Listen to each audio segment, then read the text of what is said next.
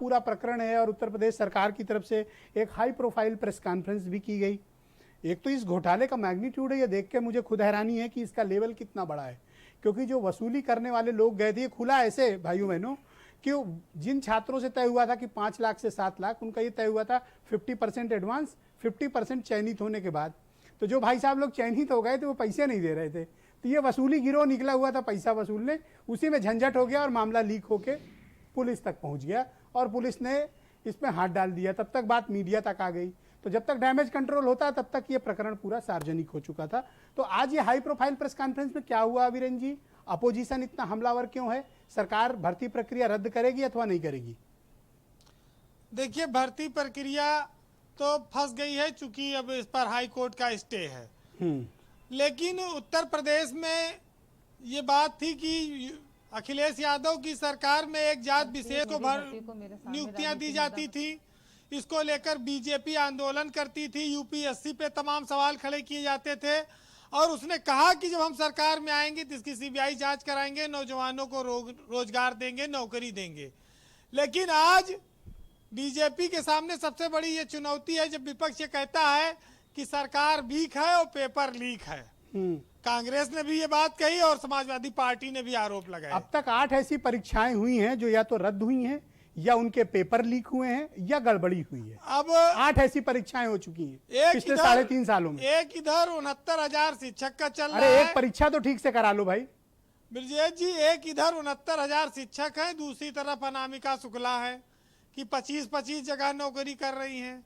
आज भारत समाचार पर वो असली आई और कह रही हमें तो नौकरियां ही नहीं मिली, हमारा सारा सर्टिफिकेट पता नहीं कौन चोरी करके और फर्जी बना के नौकरी कर रहा है। असली अनामिका गोंडा में मिली। तो ये जो चीजें हैं, सरकार में सत्ता में आने से पहले राजनीतिक दल जो दावे करते हैं शायद वो सच्चाई को जानते नहीं हैं या सत्ता में आके उसे संभाल नहीं पाते। सरकार बीजेपी की है, जिम्मेदारी उसकी बनती है कि नौजवानों को रोजगार दे। हर पेपर, हर परीक्षा अगर लीक है और सब में बाधा है तो उसकी उपलब्धि में क्या आएगा? कितनी नौकरियां वो देगी, कहां से देगी? ब्रजेश जी, ऐसा है कि ये सारी व्यवस्था को देखने के बाद मुंह से ही निकलता है कि गजब हाल है इस व्यवस्था का।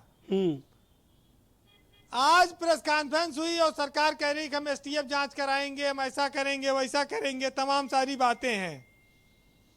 लेकिन यह बहुत गंभीर मामला है, लोगों के जीवन से जुड़ा हुआ है।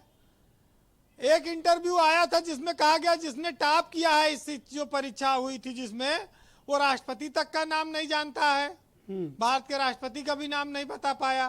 तो ये तो बिहार बोर्ड की तरह उत्तर प्रदेश में हो गया कि टॉपर रूबी राय हाँ, कि टॉपर भागे भागे फिर रहे हैं। देखिए, हम लोग तो, हमारे यहाँ शिक्षकों का बड़ा सम्मान था और कहा जाता है कि शिक्षक जो है वो पूरे समाज को रोशनी दिखाता है, रास्ता दिखाता है। खुद वो मोमबत्ती की तरह होता है, उसके प्रकाश से समाज प्रकाशित होता है, बच्चों का भविष्य संवरता है। लेकिन जिस तरह से बेईमानी और भ्रष्टाचार से नौकरियां पाने की कोशिश की जा रही हैं, उसने सरकार के सामने तमाम चुनौतियां खड़ी की हैं। योगी सरकार फुल प्रूफ नौकरी देने में, व्यवस्था कराने में नाकाम साबित हो रही है और ये बात लगातार सामने आ रही जब पेपर लीक हो जा रहा है और कहीं ना कहीं कोर्ट में भी लोग जा रहे हैं। हमारे यहाँ परसंताप बहुत बड़ा मुद्दा है कि पड़ोसी के घर में खुशहाली कैसे है, उनका लड़का अगर नौकरी पा जा रहा है तो हम चैन से नहीं बैठेंगे, इसकी नौकरी लेके रहेंगे।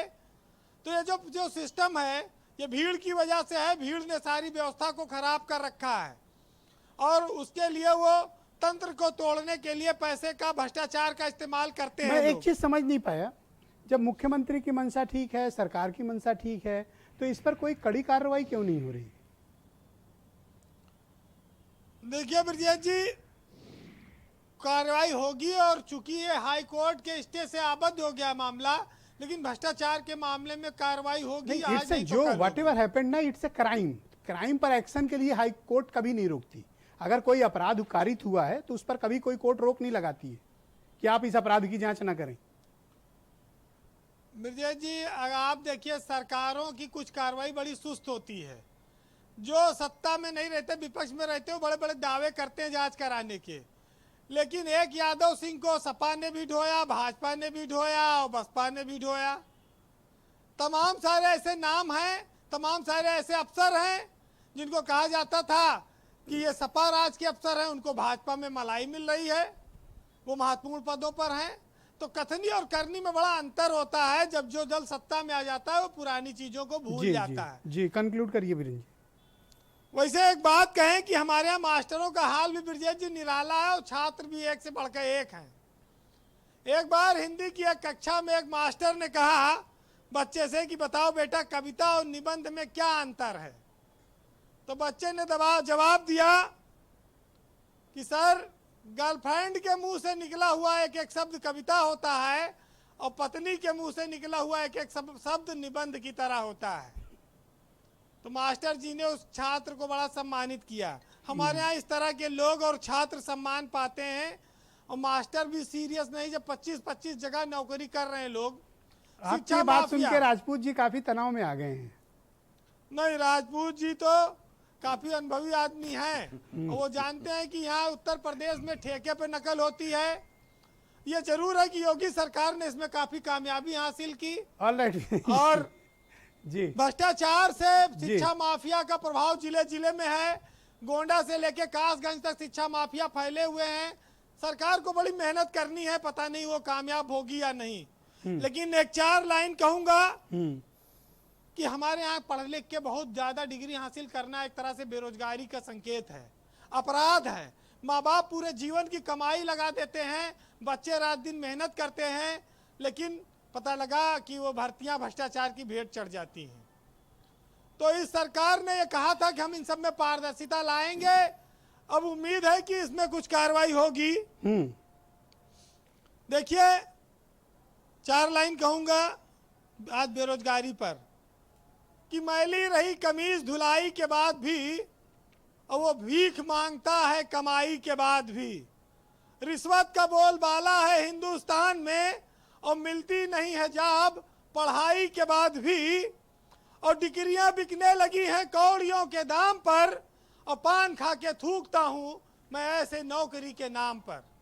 बहुत बहुत शुक्रिया आपका बीरेन जी, बहुत बहुत धन्यवाद। बहनों भाइयों एक छोटा सा ब्रेक लेंगे। ब्रेक के फौरन उस पार 69,000 सहायक अध्यापकों की भर्ती में एक बड़ा घोटाला सामने आया है। सरकार ने फिलहाल जांच के आदेश दिए हैं, लेकिन भर्ती प्रक्रिया जारी रखने की बात कही है।